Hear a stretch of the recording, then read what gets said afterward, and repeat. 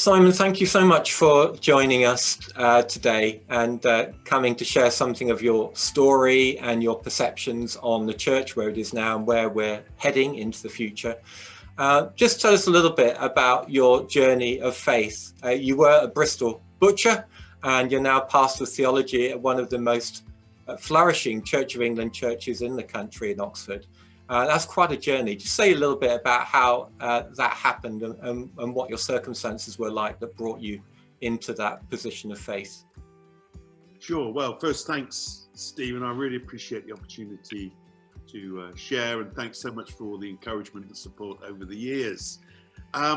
Yeah, Bristol butcher and now an Oxford preacher. I was born and bred in Bristol and moved down to Devon from the age of 4 to 14 and then back up to Somerset. So I'm a West Country man, born into a pretty devout Christian family.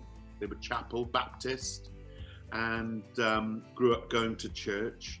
In my teenage years, I didn't want anything to do with church, and I wanted everything to do with what it seemed that the world had to offer, a sort of testosterone-filled young buck.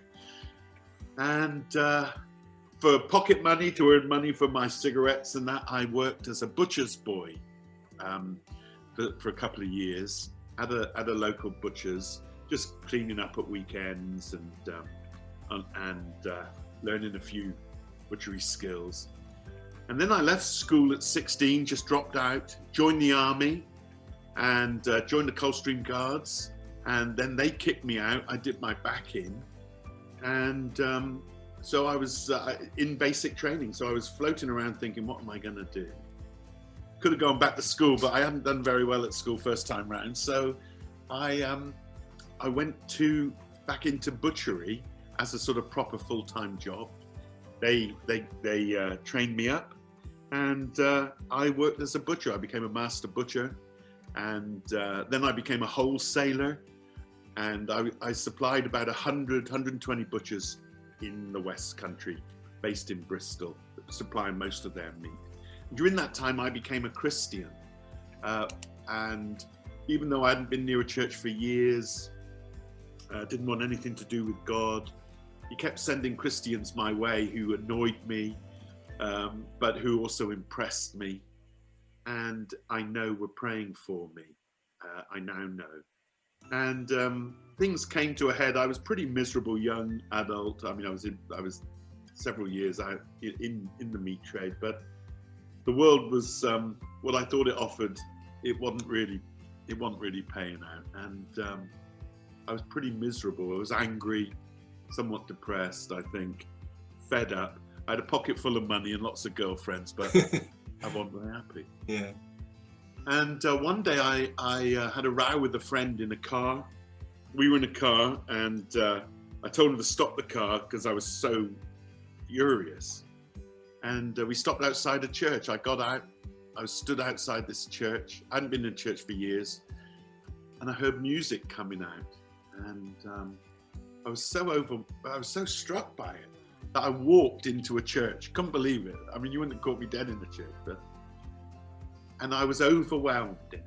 I was overwhelmed by a number of things. First, that it was full of people, and I didn't think people went to church. When I went, there were just 6 old grannies and my dad.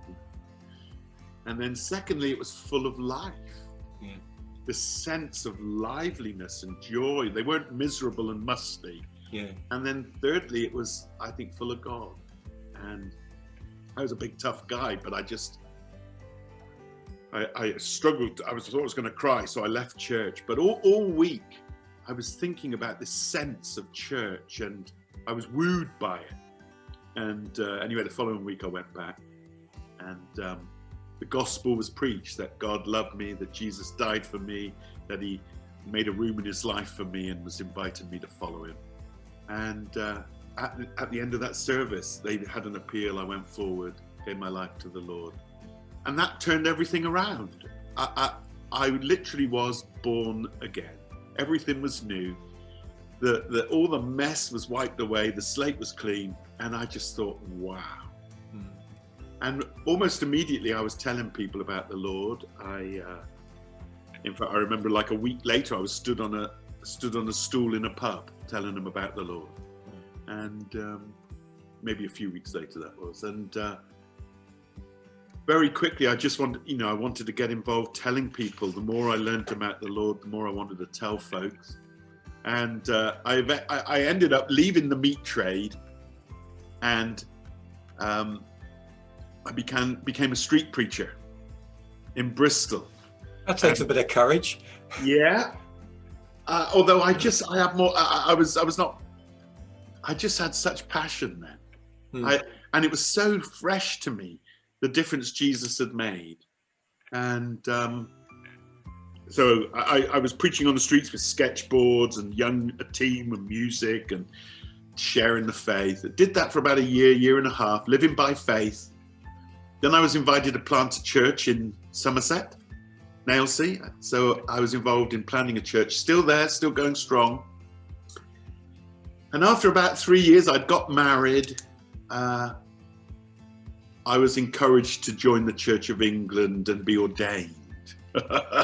So to my surprise, I found myself at a conference being selected for ordination, and then at theological college. Yeah.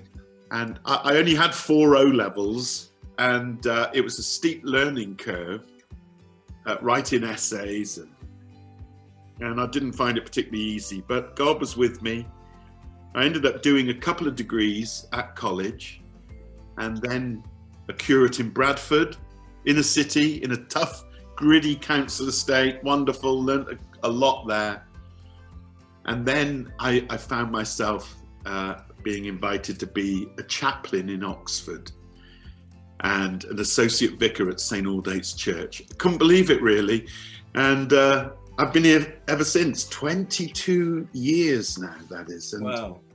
I pinch myself, when I'm in these Oxford colleges wearing robes and preaching to all these brilliant students and academic dons, or when I'm at St. Aldate's and, a lively, thriving church. And, I have to do a double take sometimes, because I think years ago, there I was, working, and we had a slaughterhouse at one of our butcheries, and I was just a yobbo, really. Well, yeah, it was a complete sort of turnaround and volte-face, and yet it was finding the direction that when I was on it, I realized this was who I am and what I'm made for. And the direction I had been going on, even though I was on it, was not the one I was made for or wanted to be on. And so, yeah, it was really like coming home. I'm reading an interesting book at the moment by someone called Evgenia Ginsburg, and who was a Russian prisoner under Stalin in the 30s and 40s, an intellectual. But she had an amazing line that I read earlier this week or at the weekend, saying, and now I will become myself. Something like that. I'll become myself. And I've underlined it. And I think that's what Jesus did for me. I became who I was meant to be. Yeah. I became myself. And I'd been trying to find myself, messing around and sex and success and money and gambling and all sorts of things, trying to have a rush. But I found myself when Jesus found me.